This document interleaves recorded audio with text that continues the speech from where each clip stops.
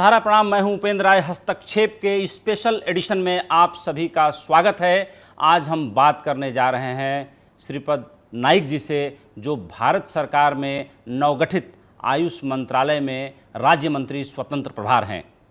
वो प्रधानमंत्री मोदी के बेहद ही भरोसेमंद चेहरे हैं। आयुष मंत्रालय के साथ उनके पास रक्षा राज्य मंत्रालय का भी प्रभार है। मोदी सरकार के पहले कार्यकाल में उन्हें पर्यटन राज्य मंत्री के रूप में चुना गया था। श्री नाइक पेशे से तो बिजनेसमैन हैं, लेकिन भारतीय जनता पार्टी के प्रति बेहद ही समर्पित हैं और भारतीय जनता पार्टी में कई अहम जिम्मेदारियां संभाल चुके हैं। अपने कैरियर में सरपंच से शुरुआत कर वो केंद्रीय मंत्री तक के पद का सफ़र तय कर चुके हैं और जाहिर सी बात है कि मुंबई यूनिवर्सिटी से उन्होंने स्नातक किया हुआ है।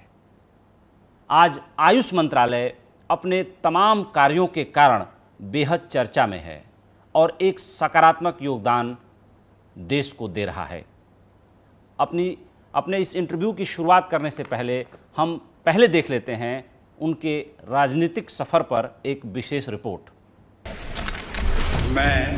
मैं श्रीपद येसो नाइक ईश्वर की शपथ लेता हूँ। मोदी सरकार में केंद्रीय रक्षा राज्य मंत्री और आयुष मंत्री श्रीपद येसो नाइक ने अपने राजनीतिक सफर की शुरुआत सरपंच स्तर से की और इसके बाद उन्होंने पीछे मुड़कर नहीं देखा। पेशे से बिजनेसमैन श्रीपद, उनका जन्म उत्तर गोवा के अतपाई में 4 अक्टूबर 1952 को हुआ। उन्होंने बॉम्बे यूनिवर्सिटी से ग्रेजुएशन की पढ़ाई पूरी की। नाइक 1994 से 1999 तक गोवा विधानसभा के सदस्य रहे। इसी दौरान वो 1995 से 1996 तक गोवा बीजेपी विधायक दल के नेता भी रहे। इसके बाद गोवा बीजेपी के अध्यक्ष बने और पहली बार 1999 में उत्तरी गोवा लोकसभा सीट से निर्वाचित होकर संसद पहुंचे। इसके बाद 2004, 2009, 2014 और 2019 में भी वो लगातार जीतते आ रहे हैं। 5 बार से लगातार लोकसभा का चुनाव जीतते आ रहे श्रीपद येसो नाइक पर उत्तर गोवा की जनता का भरोसा इसलिए बरकरार है कि वो जन सरोकारों के लिए संघर्ष करते रहे हैं। उन्हें साल 2000 में पहली बार केंद्रीय कृषि राज्य मंत्री बनाया गया। बाद में वो केंद्रीय पोत परिवहन मंत्री भी बनाए गए। सियासत, संगठन और सरकार में श्रीपद नाइक के लंबे अनुभवों को देखते हुए प्रधानमंत्री नरेंद्र मोदी ने अपने पहले कार्यकाल में उन्हें केंद्रीय पर्यटन राज्य मंत्री की जिम्मेदारी सौंपी, लेकिन बाद में मंत्रिमंडल फेरबदल के तहत उन्हें नवगठित आयुष मंत्रालय में राज्य मंत्री का स्वतंत्र प्रभार की जिम्मेदारी सौंपी गई। श्रीपद येसो नाइक राज्य स्तरीय स्पोर्ट्समैन भी रहे हैं। 400 मीटर रेस सहित निशानेबाजी प्रतियोगिताओं में वो कई मेडल भी जीत चुके हैं। ब्यूरो रिपोर्ट, सहारा समय। नाइक साहब, आपका बहुत बहुत स्वागत है। आज आपका नवगठित आयुष मंत्रालय बहुत ज़्यादा चर्चा में है और चर्चा में इसलिए है कि जिस तरीके से आज कोरोना से लड़ने के लिए पूरी दुनिया अपने एलोपैथ के प्रयोग कर करके थक चुकी है और आयुर्वेद की तरफ लौटना चाहती है। और ऐसे में आयुष मंत्रालय का जो काढ़ा है, वो आयुष मंत्रालय ने पूरे देश और दुनिया में रिकमेंड किया और लोग उसको ले करके अपने स्वास्थ्य को बहुत बेहतर महसूस कर रहे हैं। ये काढ़ा कैसे अस्तित्व में आया और किस आधार पर आयुष मंत्रालय ने इसे इतने बड़े पैमाने पर लोगों को सुझाव दिया कि आप इस काढ़ा को लेना शुरू करें? जब कोरोना वायरस चाइना से इस देश में आया, तुरंत ही हमारे मंत्रालय ने जी किस तरह से उसको रोका जाए इसका प्लानिंग किया। कोरोना जैसे वायरस पहले भी आ चुके थे, बहुत बार आ चुके थे और आयुषपैथी ने जो आयुष में हमारी जो पैथी है, आयुर्वेदा, योगा, यूनानी, सिद्धा, होम्योपैथी, नेचुरोपैथी, इस पैथी ने बहुत अच्छा कार्य उसी वक्त में भी किया था। ये एक बड़ा अनुभव था आयुष मंत्रालय के पास, इस पैथी के पास था और ये इस अनुभव के आधार पर और ये जो मेडिसिन जो हम प्रिवेंटिव उन्होंने हमें जो प्रिस्क्राइब किए थे वो प्रिवेंटिव करके क्यों किए कि आज लोग पहले साइंटिफिक वैलिडेशन मांगते हैं हर इसका। तो हमारी परंपरा हजारों सालों की है, ऋषि मुनियों ने ये सब तैयार करके ही वैलिडेट करके ही दिया हुआ है, इसको कोई ज़रूरत नहीं। लेकिन जो लोगों को जिस इसमें चाहिए वो भी करना हमारा काम है और वो हम कर रहे हैं, रिसर्च भी कर रहे हैं। इसी के आधार पर हमने जो जो कुछ प्रिवेंटिव हो सकता है वो हमने लोगों को दे दिया। काढ़ा ये जो आपने कहा है एक इतना एक प्रिवेंटिव बढ़िया औषध है, वो हमारे किचन में ही रहता है, घर में ही रहता है। इसका उपयोग हम यानी सही तरह से किए तो किसी को कौन सा भी वायरस टच करने का कोई ये नहीं है, उसकी इम्यूनिटी अच्छी हो जाती है। और ये हमारे किचन में सब कुछ दे दिया है जी, जिसके कारण हमने हमारी लाइफस्टाइल बदल दी है, जीवन शैली बदल दी है। इसके कारण ये हमारी इम्यूनिटी हमने कम करके ले ली है। तो ये इम्यूनिटी बढ़ाने का जो, जब इम्यूनिटी अच्छी होगी तब सब जगह कोई आपको टच नहीं करेगा। और ये इम्यूनिटी बढ़ाने का काम आयुष मंत्रालय में एडवाइजरी निकाल के सबको दे दिया है। सुबह क्या कर उठते उठते क्या करना है, कैसा काढ़ा लेना है, च्यवनप्राश लेना है, कैसे अपने ऑयल थेरेपी करनी है, नाक में जो तेल के दुम्बुल डालने हैं, रेस्पिरेटरी सिस्टम कैसे मजबूत करनी है, योगा का किस तरह से उपयोग करना है। और ये लोगों ने तुरंत आत्मसात किया और आगे चले गए। दूसरा सवाल ले रहा हूँ आपसे, अभी तक वायरस से लड़ने के लिए कोई पक्की दवा किसी भी पैथी में नहीं बनी है। जी जी। और आयुष मंत्रालय कई तरह के दवाओं के कॉम्बिनेशन पे काम कर रहा है। यस। क्या संभावनाएं हैं? आयुष मंत्रालय कोई पक्की दवा भी इसकी लेके आने वाला है भविष्य में? जरूर जरूर जरूर। जैसा हमने ये साथ साथ ये भी शुरू किया था, जैसा मैंने कहा, हमने एक टास्क फोर्स, आयुष मंत्रालय ने एक टास्क फोर्स फॉर्म कर दिया। उसमें अच्छे सभी रिसर्चर, बड़े डॉक्टर, उनके अनुभवी डॉक्टर उसमें थे। और जो जिसके पास जो कुछ फॉर्मूला है इसके बारे में, ये तो नया वायरस था, किसी के पास, जैसे एलोपैथी के पास ये नहीं था, ये वायरस का अनुभव किसी को नहीं था। लेकिन पिछले अनुभव के आधार पर हमने जो डॉक्टरों से, रिसर्चरों से अपने फॉर्मूले मांगे, तो मैं कहता हूँ कम से कम 2500 से ज़्यादा फॉर्मूले टास्क फोर्स के पास आए थे। उसमें से स्क्रूटिनी करके कोई सजेशन थे वो थोड़ा निकाल के स्क्रूटिनी करके उसका अभी भी काम चल रहा है। और इसमें से 4-5 फॉर्मूले हमने फाइनल रिसर्च के लिए तय किए आने वाले हैं। और गए महीनों से इसके ऊपर रिसर्च चल रहा है। और रिसर्च का तो मामला एकदम आज किया कल हो गया ऐसा नहीं होता है, उस थोरो सब करके वो लोगों के सामने लाना है, एक जिम्मेदारी की बात है। और मैं कह सकता हूँ जो 4-5 फॉर्मूले हमारे हैं, ये तो एक अश्वगंधा के ऊपर ये चल रहा है, एक एस्टिमोदी के ऊपर चल रहा है, एक गिलोय जो है हम उसको अमृतवेल बोलते हैं उसके ऊपर चल रहा है, और पिंपली के ऊपर, इससे 4 है। और 5वां जो है तो हमारे एक मेडिसिन हमने तैयार किया था बहुत साल पहले, आयुष 64, इसके ऊपर भी फिर रिसर्च हो रही है। और ये रिसर्च अभी तक फाइनल स्टेज में पहुंची है। अगले महीने तक, मेरे ख्याल से जुलाई महीने तक हम वो इसका मेरे ख्याल से हम दवा करके वो देश के सामने जो पिंपलिस की बात करें, वो प्रिपोलिस की बात तो नहीं कर रहे हैं, जो मधुमक्खी के छत्ते में पैदा होता है, जो वायरस और बैक्टीरिया से बचने के लिए मधुमक्खी अपने छत्ते को सुरक्षित रखने के लिए ये प्रिपोलिस बनाती है। और उसकी भी दवा जो है प्रिपोलिस जो है गर्म पानी, गुनगुने पानी में थोड़ा सा डाल के अगर आदमी सेवन करे तो बहुत ज़्यादा अच्छा है। ये भी आजकल इसके ऊपर विचार चला हो, बहुत से ये है ऐसे जो फॉर्मूले आए हुए, इसके ऊपर भी ये क्या आए और ये 4 ही होंगे ऐसे नहीं, जो आए उसके ऊपर आगे रिसर्च के लिए हमारे प्रयास। अभी आयुष मंत्रालय ने एक चीज़ तो सिद्ध कर दिया कि हमारी दवा खाइए जिससे आपकी इम्यूनिटी मजबूत हो जाएगी। ये सब मान गए, पूरी दुनिया मान गई, लोगों ने ले लिया। क्या आपको मानते हैं कि इम्यूनिटी बूस्ट करने के अलावा जो अगली चीज आएगी वो पक्की दवा होगी? पक्की दवा हो जाएगी, पक्की दवा हो जाएगी। ये सबके सोपस्कर जो है ये अभी चालू है।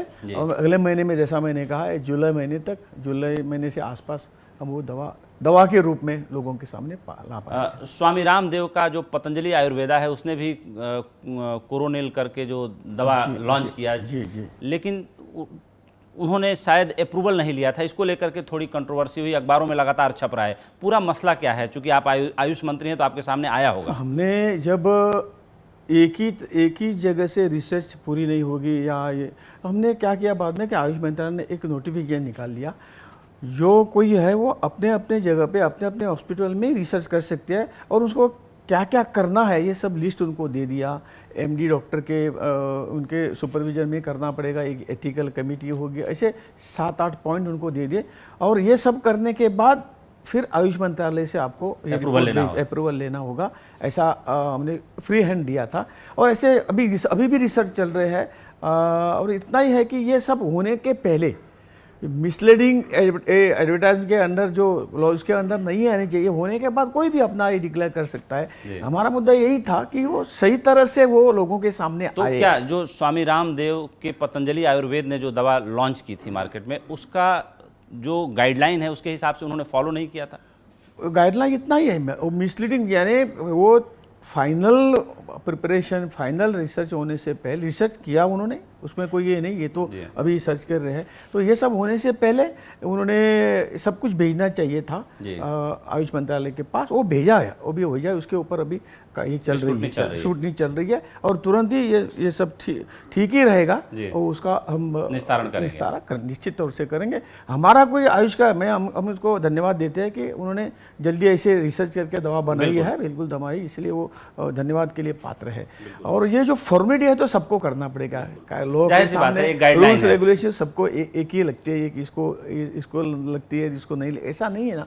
हमारा मतलब इतना था कि वो थ्रू प्रॉपर चैनल जाके वो जल्दी से जल्दी लोगों के पास पहुंचे। तो आईसीएमआर का जो रोल है वो आयुष मंत्रालय की भी दवाओं का या गाइडलाइन तैयार करने में आईसीएमआर आपके साथ मिलकर काम करता है, या सिर्फ वो अंग्रेजी दवाओं के लिए और जो हॉस्पिटल्स हैं, जो सुपर स्पेशलिटी हॉस्पिटल्स हैं, सिर्फ उन्हीं के लिए गाइडलाइन बनाता है? टास्क फोर्स के इसमें आईसीएमआर के साथ हम जुड़े हुए हैं, टास्क फोर्स जुड़ा हुआ है, वो भी हमें मदद कर रहा है। जी, तमाम कंपनियां आयुष मंत्रालय के गाइडलाइन के हिसाब से काढ़ा बेच रही हैं जी। कुछ रिपोर्ट्स ऐसी भी आ रही हैं कि जाहिर सी बात है कि जो आयुष मंत्रालय का काढ़ा है वो ऑथेंटिक है, उसका प्रिस्क्रिप्शन है, उसमें क्या इंग्रेडिएंट्स हैं, लेकिन चूंकि काढ़ों की भरमार सी हो गई है तो इनको चेक करने के लिए आयुष मंत्रालय ने कोई कमेटी बनाई है, कोई सिस्टम मैकेनिज्म बनाया है? क्योंकि इससे कई बार जब इस तरह के बहुत सारे लोग काढ़ा बेचने लगते हैं, बहुत सारे लोग उतर आते हैं, तो लोगों के स्वास्थ्य का थोड़ा बहुत नुकसान भी हो जाता है। इसके ऊपर हमारी सिस्टम जो है जी, हमारे लैब भी है हमारे, और हर राज्य को हमने पावर दे दी है कि पूरे देश में हमारी उतनी पहुंच नहीं है, इसलिए राज्य सरकार को अपने जो उनके लेबोरेटरी है, उसकी जो सिस्टम है, वो सब चेक करते हैं। ऐसा कोई अलग कुछ ये करे तो इसके ऊपर तुरंत कार्रवाई करते हैं और हमें इन्फॉर्म करते हैं, और कार्रवाई करने का राइट्स उनको राज्यों को भी हमने दे दिया है। आयुष मंत्रालय चूँकि एक नवगठित मंत्रालय है, इसके अंदर जो है इसकी सबसे बड़ी उपलब्धि जिस तरीके से वर्ल्ड योगा डे घोषित किया गया, उसको भारत सरकार की तरफ से पूरे तरीके से रेगुलेट करने का, और हमारे जो देश के जितने मिशन हैं, एम्बेसीज हैं, सब जगह इसको बहुत बड़े पैमाने पे 2015 में मनाया गया था। जो वर्ल्ड योगा डे है, इसको आप कितनी बड़ी उपलब्धि मानते हैं भारत के लिए और अपने मंत्रालय के लिए? हमारे देश के लिए बड़ी उपलब्धि है। हर रोज़ हमारा देश सोचता है कि हमारे भारत का नहीं, पूरे विश्व का कल्याण हो, और हमारे पूर्वजों की जो परंपरा यही है। हमने दुनिया के लिए कुछ दिया है, अभी भी देने की तैयारी हमें है। योग ऐसी एक चीज़ है जो नरेंद्र भाई मोदी जी ने दुनिया को ऑफर की है। आप जानते हैं कि यूनो में रेजोल्यूशन आ गया, 177 कंट्री ने उनको सपोर्ट कर दिया। और मैं आपको एक इम्पॉर्टेंट बात बोलता हूँ, अभी 5 साल तो ये हमारा छठा इंटरनेशनल योगा डे हो गया, बिल्कुल 21 जून को।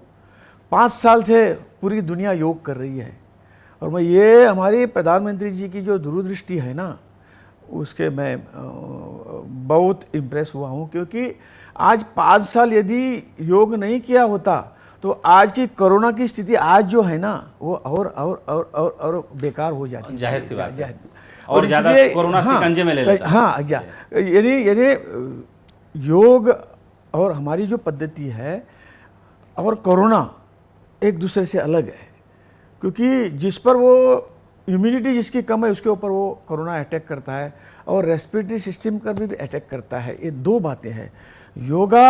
योगा ने यही दोनों दिया है कि योगा करने के बाद आदमी की पर्सनल इम्यूनिटी बढ़ती है और रेस्पिरेटरी सिस्टम ठीक हो जाती है, मजबूत हो जाती है। और ये जो देन है ना प्रधानमंत्री मोदी जी की, इसमें हम कोरोना को हराने में यशस्वी हो गई है, और आज जो कुछ कंट्रोल आ गया है, मैं कहना चाहता हूँ कि योग के जरिए हम बहुत से पूरी दुनिया सुखी है। बिल्कुल। आयुष मंत्रालय के पास तमाम कंपनियां भी आवेदन कर रही हैं अपनी दवाओं के अप्रूवल के लिए, दवाओं को बेचने के लिए, उसकी परमिशन के लिए। कोई आंकड़ा आप बता पाएंगे कि इस कोरोना काल में आयुष मंत्रालय कितना प्रासंगिक हुआ है और कितने लोगों ने आयुष मंत्रालय के महत्व को समझा है? आपने तो देखा है कि 3-4 महीने जब कोरोना वायरस का प्रकोप हो गया, लोगों के पास तो आयुष के पैथी के सिवा और कुछ रास्ता ही नहीं था। और आज जो कुछ हम समाज को, देश के लोगों को देने में सक्षम हो गए, यही तो बात है। और आज आयुष मंत्रालय लोगों के इसमें है। जैसा मैंने कहा कि कई फॉर्मूले हमारे पास आए थे, इसकी भी रिसर्च की ओर से रिसर्च चल रही है। मुझे लगता है कि तरह तरह के औषधियाँ जो है वो आयुर्वेदा में है, वो आज लोगों को मिली है और आगे जाके साइंटिफिकली उसके ऊपर रिसर्च हो जाएगा और ये मेडिसिन के रूप में, मेडिसिन के तौर पर लोगों के पास आ जाएंगी। वर्ल्ड योगा डे यानी 21 जून के दिन अखबारों में फोटो छपा कि चीन में भी कुछ लोग योगा कर रहे थे।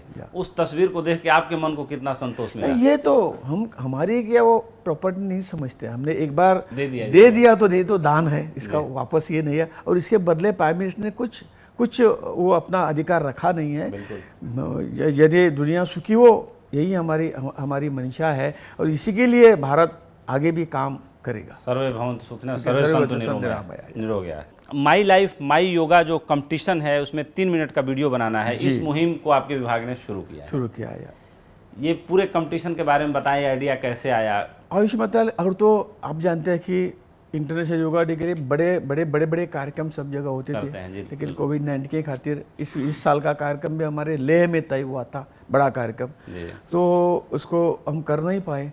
तो कुछ ना कुछ एक लोगों को ज़्यादा सम्मिलित होने के लिए कुछ ना कुछ करना है, इसलिए ये तो आइडिया आ गई। और हमने वो 3 मिनट की वीडियो ब्लॉग, कुछ उसमें आपके सुझाव या योग के बारे में आपके मन में क्या विचार है, क्या फ़ायदे हुए हैं, क्या हो सकते हैं, ऐसा कुछ लिख के जब भेजेंगे तभी 1 लाख का नॉमिनल प्राइज़ हमें इसको जो पहला आएगा उसको 1 लाख का प्राइज़ रखा हुआ था, ताकि सभी लोग उसमें जुड़े। यही इसके पीछे भावना। जाहिर सी बात है, सरकार का रिकॉग्निशन अपने आप में बहुत बड़ा होता है। आप लोगों ने पुलिस जो वर्कर्स हैं, जो वॉरियर्स की तरह उन्होंने काम किया इस कोरोना की लड़ाई में, उनके लिए काढ़ा किट तैयार करने का जो आपने निर्देश दिया था, आपका मंत्रालय उस पर काम कर रहा था, तो इसका खर्चा कौन उठा रहा है? मंत्रालय उठा रहा है या उनको फ्री में ये काढ़ा किट देने का प्रयास है? कैसे? जी। दिल्ली में मैं कहने को मुझे बहुत अच्छा लगता है कि 80,000 जो पुलिसकर्मी थे, जो फ्रंट लाइनर थे, जो कोरोना से लड़ते थे, और इनके लिए कुछ करने का मौका हमें इस बार मिला। और हमारा all India institute of Ayurveda, उन्होंने प्राइमरी प्रथम स्टेज पर उन्होंने बहुत ये विषय हाथ में ले लिया और 80,000 लोगों को, जो पुलिसकर्मी है, उनको ये तैयार करके, क्योंकि हमने गाइडलाइन में बताया हुआ था, एडवाइजरी में बताया हुआ था, काढ़ा ये करो, लेकिन किसी के पास टाइम नहीं था वो सब प्रिपरेशन करने का। तो हमें एक मौका था कि ये तैयार करके उनको दे दे, ताकि वो और अच्छी तरह से कोरोना से लड़ सकती है, मैंने को बढ़ाए। और हमारे all India institute of Ayurveda था, उन्होंने ये सब करा और इसको सभी 80,000 पुलिसकर्मी को वो बांट लिया। और वैसे ही पूरे राज्यों में भी, जब मैं भी गोवा में भी था, मैंने सभी दोनों हमारे जिलों में इस तरह की आर्सेनिक का एल्बम 30 हो, काढ़ा हो, इस तरह की जो मदद करनी थी हमने कर दी है। इसी के कारण हम उच्च कोरोना को थोड़े बहुत कंट्रोल में कर पाए हैं। बिल्कुल जाहिर सी बात है कि जिस तरीके से कोरोना को लेकर के एक भय और डर का माहौल है और तमाम जो है दवाएं भी इस तरह से मार्केट में आ रही हैं, तो आयुष मंत्रालय चूँकि इस समय कोरोना के कारण जाहिर सी बात है अवेयरनेस, पब्लिसिटी हमेशा करता रहता है, एक बहुत प्रचार पे अच्छा पैसा आपका मंत्रालय खर्च करता है, तो ऐसे लोगों को भाई रोकने के लिए मतलब किस तरीके से आपने एक मैकेनिज्म बनाया है कि लोगों के स्वास्थ्य को नुकसान न पहुंचे, जाली लोग मार्केट में न पहुंच पाएं, तो उसके लिए किस तरह से आपने सिस्टम तैयार किया है कि ऐसे लोगों को रोका जा सके? जरूर हमारे रूल्स रेगुलेशन में उसके लिए शिक्षा भी है, उसका प्रावधान भी है और हमारी निगरानी इस पर है। हमारे कई इंस्पेक्टर है जो और राज्य सरकार के उनके साथ हम मिलके ये सब देख रहे देख रहे हैं। हैं। कोई भी हमारे पास कुछ मिसलीडिंग वाला आ गया तो उसके ऊपर तुरंत राज्य सरकार भी एक्शन लेता है, ज़रूरत पड़े वो हमको भी भेजते हैं, हम हमको गाइडेंस देते हैं। वक्त हो चला है एक छोटे से ब्रेक का। हम ब्रेक के बाद तुरंत वापस लौटेंगे और श्रीपद नाइक जी से अपनी बातचीत जारी रखेंगे।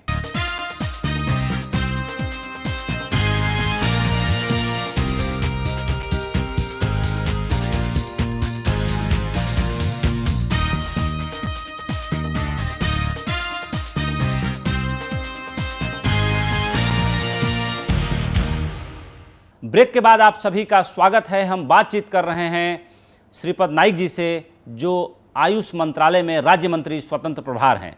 सर, ब्रेक के बाद आपका फिर से स्वागत है। अंग्रेजी दवा का बोलबाला इतना ज़्यादा बढ़ गया था कि आयुर्वेद और होम्योपैथ इस देश में धीरे धीरे ख़त्म से होने लगे थे। मोदी सरकार के आने के बाद ये मंत्रालय बना और एक बार फिर से जो है आयुर्वेद और होम्योपैथ और योग प्रासंगिक होना शुरू हुआ है और दुनिया में धीरे धीरे अपनी जगह फिर से स्थापित कर लिया है। योग तो अब पूरी दुनिया में स्थापित हो चुका है।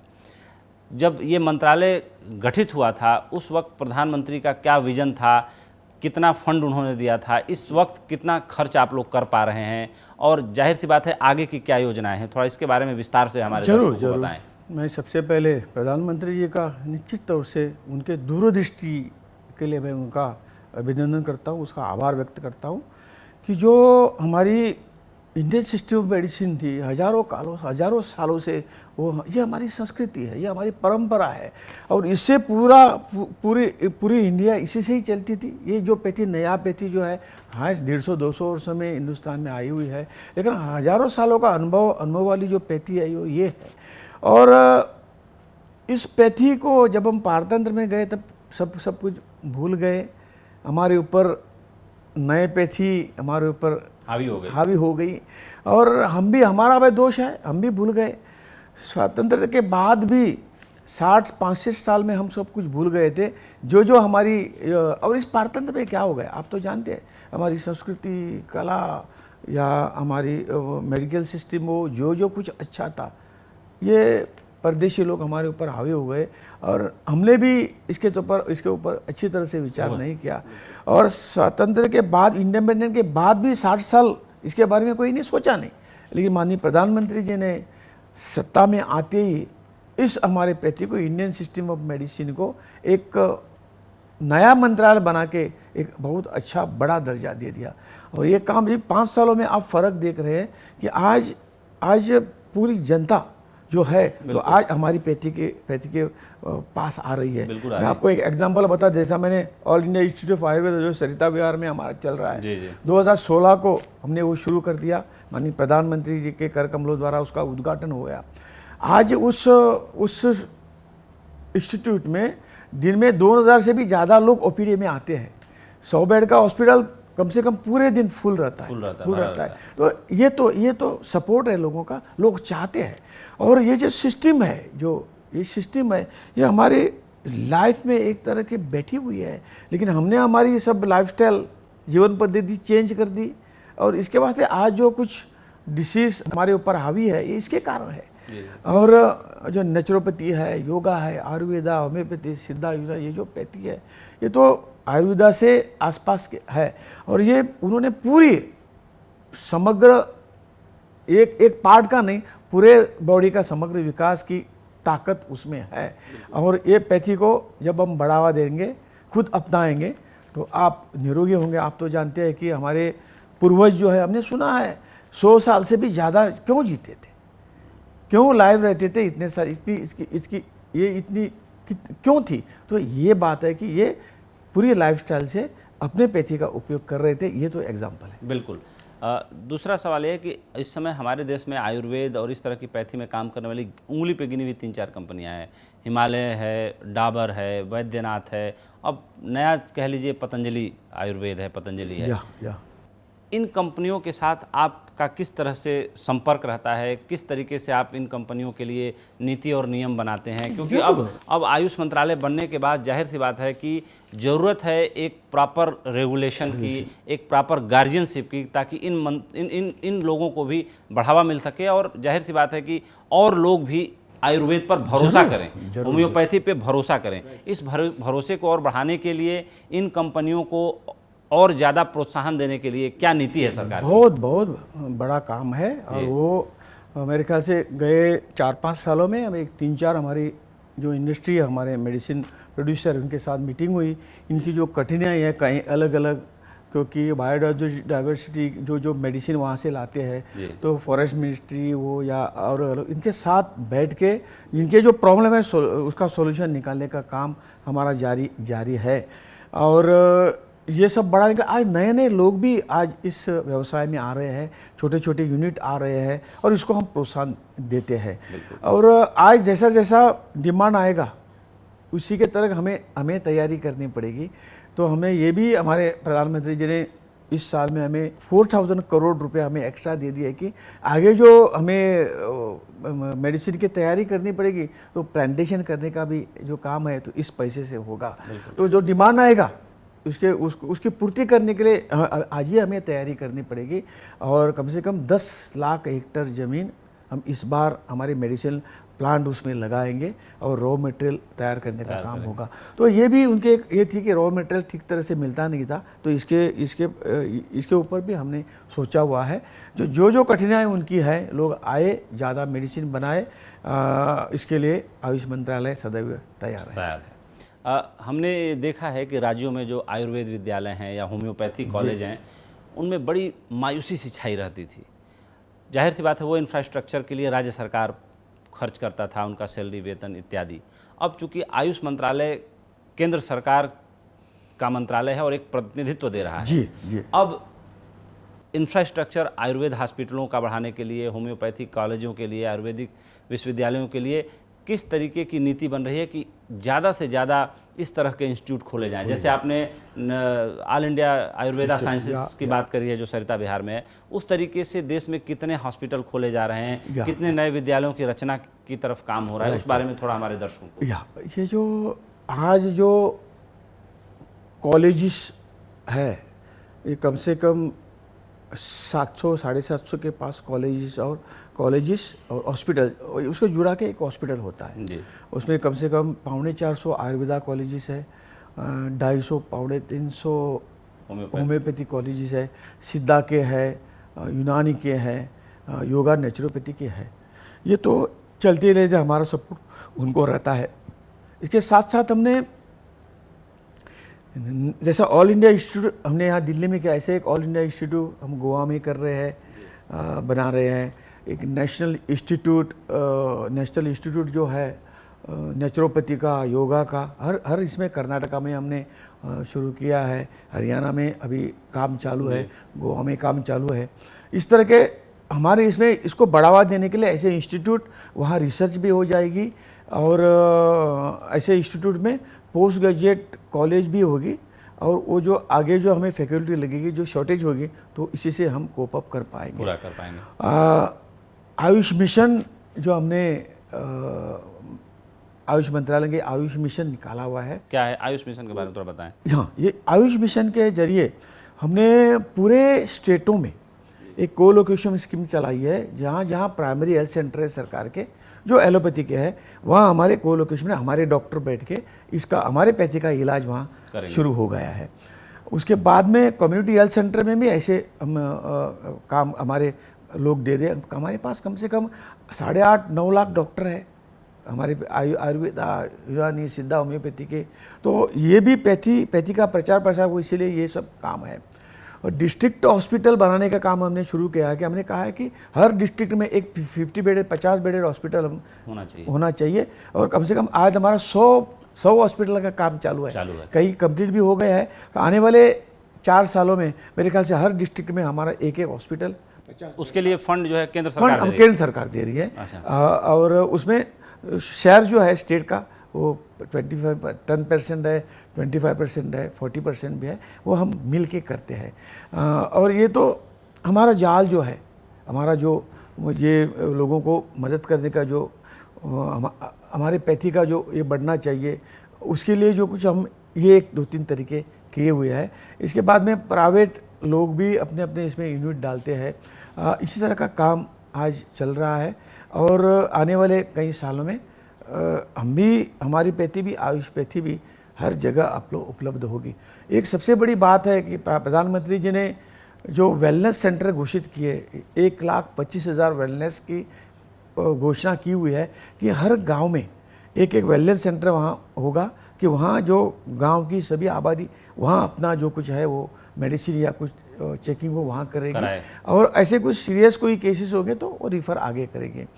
इसके लिए 1,25,000 में से हमें 12,500 10% खाली आयुष के लिए उन्होंने दे दिया है। उसका काम अभी शुरू हो गया है। हरियाणा में हमने 10 आयुष वेलनेस सेंटर का इनागुरेशन किया हुआ है और बाकी सभी राज्यों में अपने अपने प्रपोजल भेजे हैं, उसका काम शुरू है। जो नेचुरोपैथी है वो भी बहुत ज़्यादा प्रासंगिक हुई है, लोग बहुत ज़्यादा उसे पसंद कर रहे हैं। राइट। इस समय देश में केरल, कर्नाटका, महाराष्ट्र, गोवा और भी जगहों पर इसके लिए प्रयास किए जा रहे हैं, लेकिन प्राइवेट लोग भी इसमें बहुत उतर के आए हैं। उनको सर्टिफाई करने के लिए, उनकी फैसिलिटी को, उनके इंफ्रास्ट्रक्चर को चेक करने के लिए कि वो सही तरीके से उन्होंने इंफ्रास्ट्रक्चर तैयार किया कि नहीं किया है, इसके लिए आप लोगों ने क्या मैकेनिज्म तैयार किया उसको चेक करने का, उसको रेगुलेट करने का? ये तो है, हमारे जो बोर्ड है, इसके लिए एक बोर्ड है हमारा बना हुआ है, और ये भी एक हमारे मनीषा है कि जैसा आयुर्वेदा का कमीशन बना है, होम्योपैथी का कमीशन बना है, अभी पार्लियामेंट में बिल पास हो गया है, एक में पास होना है, उसके साथ अभी हम टेम्पररी एक बोर्ड बनाया है, वो सब संचालन करता है। आगे जाके नेचुरोपैथी भी हमने, नेचुरोपैथी का भी हमें कमीशन करने का जो काम है वो विचार शुरू है। तो सभी व्यवस्था CCRES उसमें से चलती थी। अभी हमने, क्योंकि ये मेडिसिन बिना मेडिसिन वाला नेचुरोपैथी है तो उसके कायदे कानून तो अलग होंगे, इसलिए हम अलग उसकी अलग व्यवस्था हम करेंगे। स्वामी रामदेव ने योग के जरिए लोगों की दिनचर्या बदली, बहुत बड़े पैमाने पर उन्होंने लोगों से परिचित कराया कि ये 5 योग के आसन अगर आप करते हैं तो आप अपने शरीर को निरोग रख सकते हैं। जी। हमारे देश में कई योगा इंस्टीट्यूट हैं, लेकिन जाहिर सी बात है कि पहले उनको सरकार का सपोर्ट और समर्थन नहीं मिलता था, लोग अपने फंड से, अपने पैसे से चलाते थे। गिने चुने योगा इंस्टीट्यूट थे। इस समय क्या स्थिति है जब आयुष मंत्रालय ने और प्रधानमंत्री नरेंद्र मोदी ने पूरी दुनिया में योग को स्वीकृत करा दिया और यूनाइटेड नेशंस ने उसे एक वर्ल्ड योगा डे घोषित करके सम्मान दिया?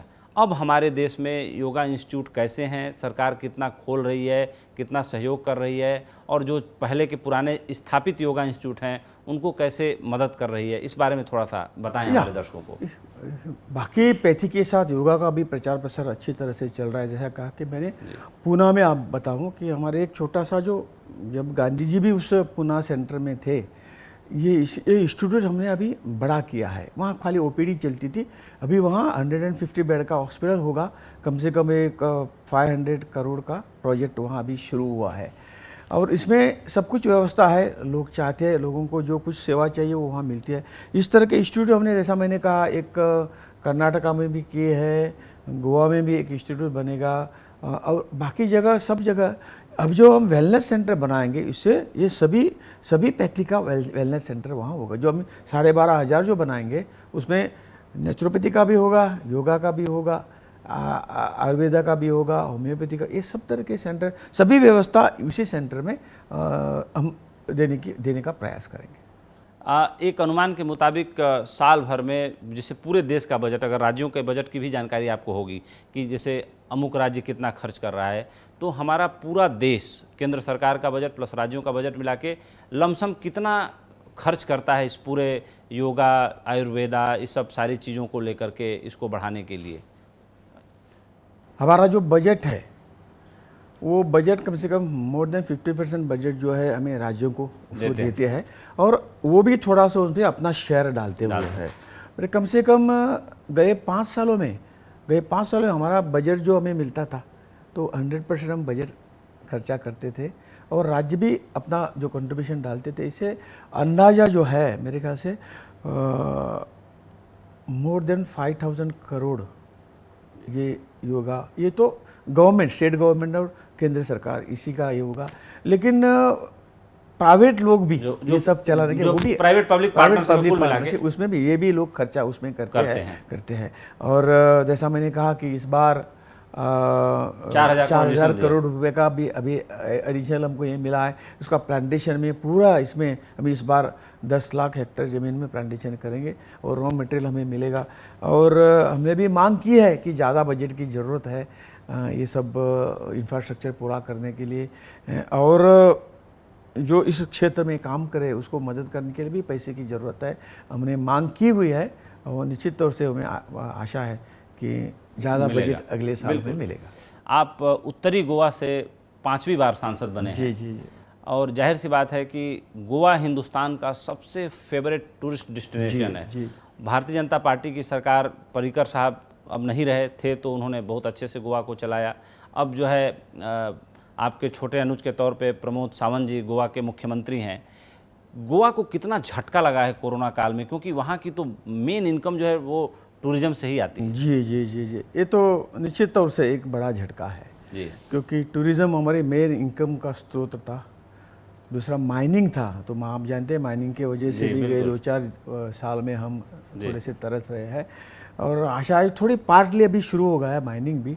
और कोरोना की वजह से गए 4 महीने में और आने वाले कई समय में हमें थोड़ी सी तकलीफ होगी, लेकिन हम प्रिपेयर्ड है, अच्छी तरह से लोग सहयोग कर रहे हैं और आशा है कि फिर एक बार हम अपने पैरों पर खड़े होंगे। चूँकि गोवा आपका गृह राज्य है, घर है, तो आयुष मंत्रालय गोवा में क्या कुछ योजनाएं कर रहा है, क्योंकि गोवा कई अर्थों में बहुत महत्वपूर्ण है। एक तो ये है कि वर्ल्ड टूरिस्ट डेस्टिनेशन है और हमारी ये जो पुरानी थाती है, पुरानी धरोहर है, इससे उनका बेहतर तरीके से परिचय होना चाहिए। तो गोवा में किस तरीके से आयुष मंत्रालय अपनी छाप छोड़ने जा रहा है? मैं बहुत खुशी है बताने में, जैसा मैंने उल्लेख किया, all India institute of Ayurveda का एक काम वहाँ अभी इंस्टीट्यूट का काम शुरू है। अगले आने वाले साल 1.5 साल में वो पूरा हो जाएगा। और Goa is a international hub, तो जो टूरिस्ट आते हैं वो योगा में इम्प्रेस है वो, तो वहाँ का एक योगा का इंस्टीट्यूट भी वहाँ बनेगा। शॉर्ट कोर्सेज से पोस्ट ग्रेजुएट जो कोर्सेज है वो वहाँ करवाए जाएंगे। और फॉरेनर्स के लिए, टूरिस्ट के लिए एक अलग हम कई रिजॉर्ट टाइप उसमें से कुछ व्यवस्था करेंगे ताकि वो आएंगे, उपचार लेंगे, योगा भी सीखेंगे। इस तरह का हम यानी वो हेल्थ टूरिज़्म बढ़ाने के लिए हमारी कोशिश है। और आयुष मंत्रालय ने हमने वहाँ एक काम शुरू किया हुआ है। इसके जैसा मैंने डिस्ट्रिक्ट हॉस्पिटल के बारे में कहा, हर डिस्ट्रिक्ट में एक हॉस्पिटल, तो हमारे जो 2 डिस्ट्रिक्ट है, दोनों हॉस्पिटल में अभी दोनों डिस्ट्रिक्ट में अभी ये दोनों हॉस्पिटल का सैंक्शन हमने अप्रूवल किया हुआ है। इसका काम ऑलरेडी शुरू हो गया है, तो आने वाले साल भर में ये भी हॉस्पिटल शुरू हो जाएगा। और एक बात हमने की कि लोगों को हमारी पैथी परिचित अच्छी तरह होनी चाहिए। ये सब बनेंगे, हॉस्पिटल बनेंगे, इंस्टीट्यूट बनेंगे, ऑल इंडिया इंस्टीट्यूट बनेगा, योगा का इंस्टीट्यूट बनेगा। उससे पहले हमने गवर्नमेंट ने हमें इस प्रोजेक्ट के लिए 2 लाख स्क्वायर मीटर ज़मीन दी हुई है। और एक नया प्रोजेक्ट हम अगले एक कोरोना के इसमें हमें एक प्रीमाइसिस राज्य सरकार ने दी है कि हमारे पाँचों ही पैथी की OPD और एक रिसर्च सेंटर बनवाने का काम हमारा शुरू है। जो हमारे ओल्ड GMC जो है गोवा मेडिकल कॉलेज की प्रीमाइसिस थी, वो हमें हैंडओवर की है। वहाँ हमें लोगों के लिए फ्री OPD वहाँ चलाने का काम अभी तुरंत 1-2 महीने में शुरू हो जाएगा। और एक गोवा में जो मिनरल और मरीन प्रोडक्ट है उसके ऊपर एक रिसर्च सेंटर भी उसमें प्रस्तापित होगा। उसमें एक 10-15 बेड का हॉस्पिटल भी वहाँ होगा। ऐसे अनेक 4-5 प्रोजेक्ट अब गोवा में अभी शुरू हो रहे हैं और मुझे लगता है कि ये ठीक तरह से चलेगा, अच्छा चलेगा। हम लोग अपने इंटरव्यू के आखिरी चरण में हैं सर। आखिरी 2 सवाल आपसे ले रहा हूँ। चूँकि प्रधानमंत्री से आपकी बातचीत होती है, प्रधानमंत्री के आप विश्वसनीय चेहरों में माने जाते हैं। प्रधानमंत्री का क्या विजन है पूरे इस योग को लेके, आयुर्वेदी यूनानी को लेके, होम्योपैथी को लेके, सिद्धा को लेके, नेचुरोपैथी को लेकर के? जाहिर सी बात है कि प्रधानमंत्री खुद पहाड़ों में रहे हुए हैं, नेचर के साथ उनका बड़ा करीब का रिश्ता रहा है। वो कुछ वक्त तक जो है साधु सन्यासियों के साथ भी उन्होंने जीवन बिताया है। जब आपसे इस मंत्रालय का जिम्मा वो दे रहे थे या इस मंत्रालय का प्रभार लेके आप जब उनसे मिले थे, तो क्या उनका विजन था, क्या उन्होंने आपसे कहा था? यही तो है कि आयुष के जरिए जी, जो हमारी आयुष यानी पुरानी संस्कृति है उसके साथ हमें जाना है, नेचर के साथ जाना है। और जो अनुभव, पीछे के जो अनुभव है, जैसा हमने बातचीत की कि हमारे पूर्वज 100 साल से भी ज़्यादा साल जिए, इसका मतलब उसका जो जीवन था वो इसी निसर्ग के साथ ही, निसर्ग के पास ही चलता था। तो वो स्थिति एक निरोगी भारत लाने का काम जो है वो आयुष कर सकता है, इनकी भावना है। और इसी को लेके हम निरोगी भारत, एकदम स्ट्रॉन्ग इंडिया कैसे करेंगे, तो इसी के आधार पर हम कर सकते हैं और इसी के ऊपर हमारा काम अभी चल रहा है। इनकी मंशा यही है, एक निरोगी भारत बनाने का, सशक्त भारत बनाने का जो काम है वो आयुष मंत्रालय का योगदान होगा, ये उनके मन में है। प्रधानमंत्री ने पूरी दुनिया में अपनी छाप छोड़ी है जी। आप प्रधानमंत्री के अंदर क्या विशेषताएं और क्या खूबियां पाते हैं, वो कैसे औरों से अलग हैं? जो प्रधानमंत्री में जो गुण चाहिए उससे भी ज़्यादा कुछ इसमें है। उसकी जो सोच है इस देश के बारे में, पूरे समाज के बारे में, पूरे वर्ल्ड के बारे में, हमें जो, जैसा मैं एक आपको कहूँगा कि हमारे महाराष्ट्र में एक संत ज्ञानेश्वर करके संत हो गए, उन्होंने जो एक पसायदान करके एक लिखा था, एक प्रार्थना लिखी थी। उस प्रार्थना में ये सब, ये जो हम कहते हैं, ये जो विश्व का, ये हम जो जाहिरनामा बोलते हैं ना, क्या हमें करना है, हमारा जीवन किसके लिए है, ये इसकी जो थिंकिंग है तो उसी से लाइन पे है। खाली इंडिया नहीं, पूरे जग को हम किस तरह से अच्छा बन पाएंगे, ये लेके वो चलते हैं। और जो उनकी दूरदृष्टि है, जैसा मैंने योग का अपना उदाहरण आपको दे दिया। 5 साल पहले यदि हम योग अभी पूरे दुनिया में फैला नहीं करते तो आज कोरोना में और पूरी दुनिया और ज़्यादा शिकार हो जाती। ये उनकी दूरदृष्टि है। बिल्कुल। और ये सभी का कल्याण, जैसा उन्होंने कहा कि मराठी में ये वर्ड है, ये विश्वची माझे घर, ये दुनिया ही मेरा ही घर है। देखो, दुनिया के लिए हमें काम करना है। ये जो प्रगल्भ जो कल्पना है, ये हमारे प्रधानमंत्री जी की है और उसी सोच के तरह हो जाते कि सभी सुखी हो, सभी का कल्याण हो, यही विश्व का कल्याण हो, यही उनका मंत्र है और इसकी ओर हम बढ़ रहे हैं। आखिरी सवाल, जाहिर सी बात है कि प्रधानमंत्री जी से समय समय पर आप लोगों की बात होती रहती है, दिशा निर्देश बड़े नेताओं को देते रहते हैं बंद कमरे में। आत्मनिर्भर भारत अभियान को लेकर के प्रधानमंत्री जी ने क्या संदेश आप लोगों को दिया है व्यक्तिगत तौर पर, कि आत्मनिर्भर भारत अभियान को कितना ऊपर लेके जाना है, कैसे ऊपर लेके जाना है? ये तो एक सबसे इस देश को इस दुनिया में ऊपर उठाने का एक अच्छा मंत्र है। जब हम आत्मनिर्भर हो गए तो किसी के सामने हमें हाथ नहीं फैलानी पड़ेगी और ये होके हम दूसरों को भी आत्मनिर्भर बनाएंगे। इतनी ताकत भारत में है, हमारे देश में है। और ये मंत्र जो उनका है, ये खाली हिंदुस्तान के नहीं पर ये पूरी दुनिया को कुछ ना कुछ देने का मंत्र है, ताकत देने का मंत्र है। और ये हम सब ने, मैं सभी से हाथ जोड़ के प्रार्थना कर रहा हूँ, ये जो आत्मनिर्भरता है ये सबके लिए, इंडिविजुअल से के राष्ट्र तक, उसका सही ढंग से हमने ये मंत्र जपा और उसमें हम पार्टिसिपेट होंगे, उसको हम सफल करें तो एक पूरे दुनिया के लिए एक अच्छी चीज़, अच्छी ये बनेगी, ऐसा मेरे कहना है। आपने सहारा न्यूज़ नेटवर्क से बातचीत करने के लिए इतना वक्त निकाला, दिल की गहराइयों से आपका बहुत बहुत धन्यवाद करता हूं। तो आपने देखा श्रीपद नाइक जी को, जो आयुष मंत्रालय में स्वतंत्र प्रभार के मंत्री हैं, रक्षा मंत्रालय में भी उनके पास दूसरा प्रभार है।